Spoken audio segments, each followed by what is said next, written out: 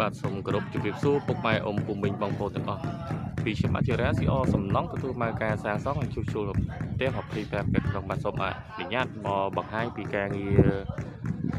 ជញ្ជាំងខាងក្រៅនេះយើងចាប់ដើមលាបថ្នាំហើយយើងចាប់ដើមរុះទាបានបញ្ជាន់ហើយមើលជំហានខាងលិច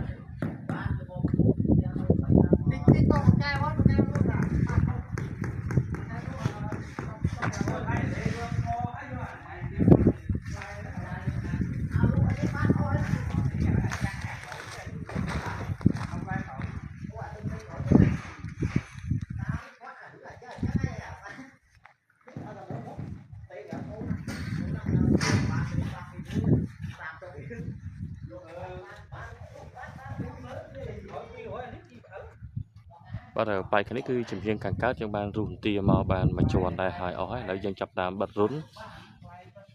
ទាយើងនឹងបៀកនឹងចាប់ដើមលាបថ្នាំបញ្ចុះថែមទៀតបាទ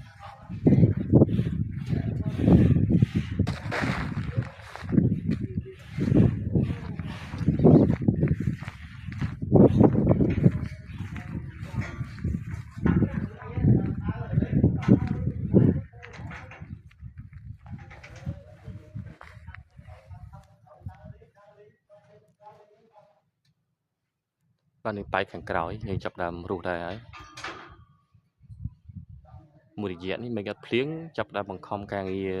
ជញ្ជាំងខាងក្រៅតិច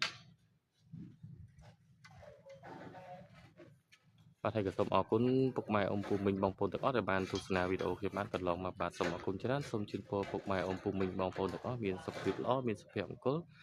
រកស៊ីទទួលជីវិតបានគ្រប់គ្នាបាទ